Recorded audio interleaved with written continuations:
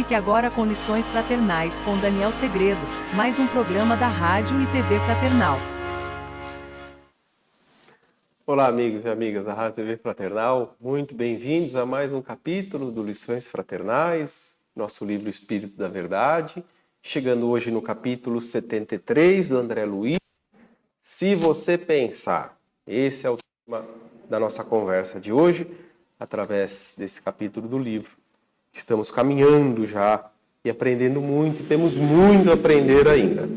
Gradativamente, um pouco de cada vez, a gente vai chegar lá, se Deus quiser.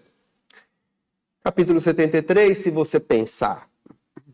Diz você que a palavra do companheiro é agressiva demais. No entanto, se você pensar nas frases contundentes que lhe saem da boca, nem de leve passará sobre o assunto. Diz você que o amigo praticou erro grave.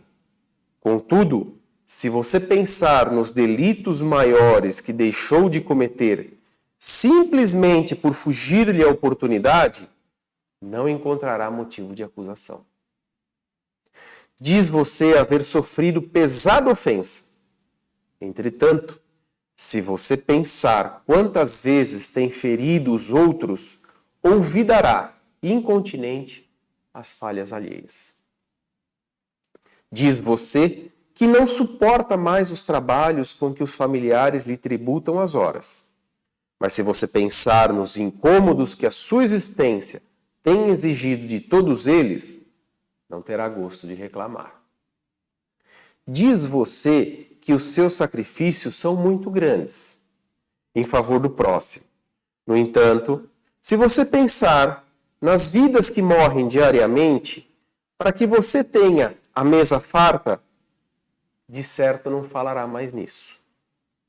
Diz você que as suas necessidades são invencíveis. Contudo, se você pensar nas privações daqueles que seriam infinitamente felizes com as sobras de sua casa, não tropeçaria na queixa. Diz você que não pode ajudar na beneficência em razão de velha enxaqueca. Contudo, se você pensar naqueles que jazem no leito dos hospitais, implorando um momento de alívio, não adiará seu concurso.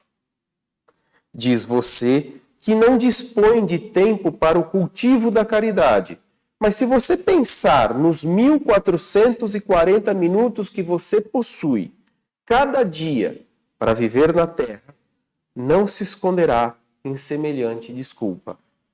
Em todo assunto de falta e perdão, não nos demoremos visando aos outros.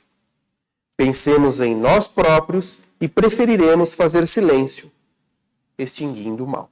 André Luiz.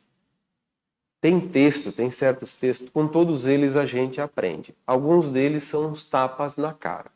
Esse aqui não deixa de ser, não é verdade? Porque veja só quantas posições André Luiz colocou quando a gente está pronto para criticar, quando a gente está pronto para desferir a flecha, né, para ferir alguém, quando a gente está pronto para deixar de fazer algo porque não me convém, aquilo que nem eu mesmo faço. Né? Então hoje a gente vê esse capítulo Se Você Pensar, a gente já viu algum tempo atrás aí do próprio André Luiz, se eu não me engano, por volta, acho que lá no capítulo 30, eu não recordo exatamente, que ele falava se você fizer força, e agora ele vem falar se você pensar. Aquele ele falava para nos esforçarmos, e esse é a gente parar para pensar, porque ele dá números de 1440 minutos que você possui cada dia para viver na Terra. Como eu estou administrando isso? No bem. Como eu estou fazendo isso? Né? É parar para pensar de tudo o que eu tenho, não só no sentido material. Lembra, há duas aulas atrás aí que nós vimos com a Meimei, né, Esperando por Ti, que ela falava da natureza, da gente observar um pouquinho de tudo que está ao nosso redor, do ar que eu respiro, de tudo. E o André Luiz vem fazer essa mesma cobrança, de maneira muito sutil e delicada, mas com o intuito da reflexão. Então, se você pensar, se eu pensar um pouquinho, aquela pessoa me magoou, mas será que eu também não magoei ela? É sempre a contramão. Na aula passada não, acho que um pouco mais nós vimos sobre a outra face. Então, a outra face, que é o amor, cabe também a mim ver, principalmente a mim, porque a minha evolução depende única e exclusiva de mim, se eu estou praticando, se eu estou exercendo esse amor. Como que eu quero cobrar do outro o amor se eu não exerço esse amor? Não é? Vamos lembrar daquela prece de Francisco de Assis? Não é? É dando que se recebe, é amando que se é amado. Então eu tenho que fazer a minha parte. Então, se eu parar para pensar um pouquinho, como diz o André Luiz nesse texto, eu vou ver que eu também tenho muita falta. Eu vou ver que eu tenho muita falha. Eu vou ver que eu ofendo também, às vezes. Eu vou ver que muitas das vezes eu sou o causador da mágoa. E por que eu só critico o outro? Porque eu não paro para pensar. Eu não imagino que às vezes aquela frase, da maneira que eu a disse, ou a palavra que eu utilizei, ou a forma que eu falei, eu ofendi, eu magoei o outro. Mas quando ele me disse, aquilo me magoou. Mas eu tenho também, como tem um capítulo do livro Espírita que diz assim, alegas. E quantas vezes a gente alega alguma coisa para não fazer na beneficência? Da mesma forma que eu alego para não fazer beneficência, eu não tenho tempo para fazer caridade. A gente confunde muitas das vezes a ausência do tempo com interesse. Às vezes, muitas das vezes, aliás, não é falta de tempo, é falta de interesse. Eu não tenho interesse. E eu aprendi isso vendo um exemplo. E o exemplo era dado assim, da seguinte forma. Uma pessoa que não tinha tempo para fazer exercício físico e era recomendado a ela que fizesse exercício físico. Por conta de um problema cardíaco, poderia dar um problema cardíaco. E aquela pessoa nunca fazia exercício. Não tenho tempo. Imagina, quisera eu fazer caminhada. Olha, mas era bom você praticar um pouco. Faça uma musculação, faça uma atividade física. Eu não tenho tempo. Eu não tenho tempo. Até que um dia, um infarto chegou. Repentinamente, sem avisar. Como sempre. E essa pessoa sofreu um infarto, precisou ficar internada. E aí? Depois daquele infarto, o que aquela pessoa fez? Passou a fazer a caminhada, passou a fazer atividade física. Precisou levar um susto, precisou, levar um tombão, como a gente diz, para acordar. E por que antes não tinha tempo e agora tem? Tá vendo a diferença entre ausência de tempo e desinteresse? Tá aí. Esse é o exemplo que eu achei bárbaro. Reflita o que você acha. Aí continua trabalhando a pessoa. Ficou sarada, ficou curada, ficou perfeita, mas passou a dar importância para aquilo que ela dizia que ela não tinha tempo. A gente, na caridade, na beneficência, é a mesma coisa. Eu gostaria de ter tempo, mas eu não vou ao centro espírita porque meu trabalho é pesado. Dedique uma hora, um dia que seja. A gente tem, como o André Luiz falou, tem tanto tempo para fazer tantas outras coisas e não tem tempo para caridade. Quando eu critico, quando ele começa falando ali da fala, da forma que eu falo, quando eu critico, eu faço uma crítica construtiva, que agora é bonito falar crítica construtiva. Crítica, gente, é crítica, não adianta. Você quer dar uma sugestão, uma maneira que se faça diferente, aí tudo bem. Agora, crítica já está falando, é crítica, é que a gente tergiversa, ou seja, a gente vai comendo pelas beiradas para falar que aquilo que é feio é bonito. Crítica é crítica. Mas é uma crítica construtiva. Não vai deixar de ser uma crítica. Então, quando eu critico, quando eu falo alguma coisa, mas eu falei de uma forma, uma crítica construtiva.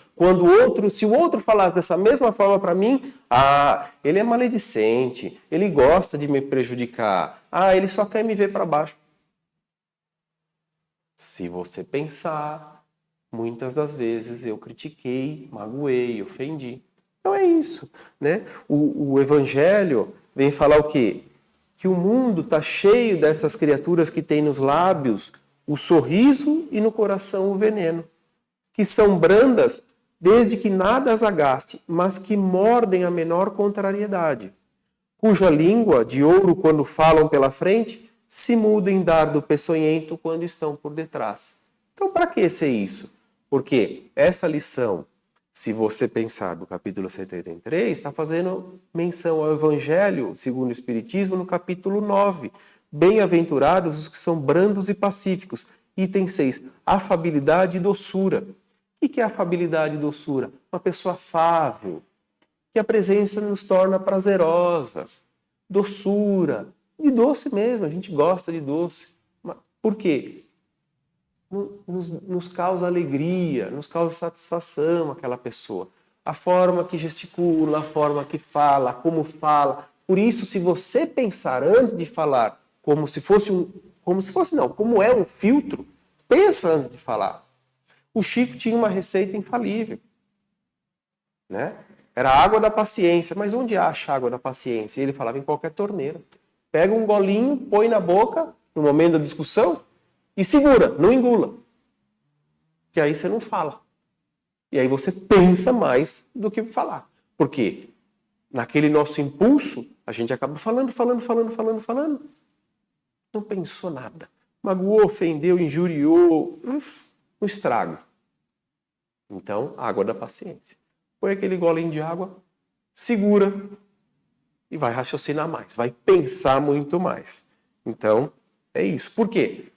Como a gente está dizendo, né? Jesus já disse de uma forma simples também, como a gente sempre fala do cristianismo redivivo. Naquele trecho do Evangelho que ele diz, a gente vê o cisco que está no olho do outro, mas não vê a trave que está no meu. Então é isso. Então, para pensar um pouquinho, né? Se você pensar. É isso que ele vem dizer. E a maneira de falar, observe. No nosso dia a dia a gente sabe. Quando a gente está num começo de relacionamento, quando está namorando, quando está querendo conquistar a amada ou amado, a gente fala baixinho, fala doce, não é? Por quê? Porque o amor está envolvido ali, né? Tem todo um interesse amoroso ali. Agora, observe na briga. Aí as palavras são ásperas, a forma que eu gesticulo, como eu falo, o tom de voz aumenta. Por quê? A gente sabe, quando eu preciso gritar é porque eu estou perdendo a razão. E aí eu tenho que me impor. Mas eu já não estou pensando faz tempo, porque eu vou gritando e falando mais alto para suprimir o outro, para rebaixar o outro. E Chico tem uma frase que diz assim, apenas sinta a compaixão daquele que precisa humilhar, ofender e magoar para sentir-se forte. Olha só, que frase inteligente. Tem que ter compaixão. Então que eu não seja esse que precisa gritar, esse que não pensa e fala no grito para impor, né? Então, essa é a reflexão que tem que ser feita acerca disso. E Joana de Ângeles também nos ensina dizendo, não é tanto o que se diz que oferece resultados positivos, mas a forma como se diz. Então, para tudo tem jeito, inclusive para a forma de falar e como falar, se você pensar.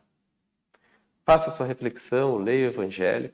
Eu vou ficando por aqui, espero revê-lo no próximo capítulo do nosso Lições Fraternais. Até lá. Tchau.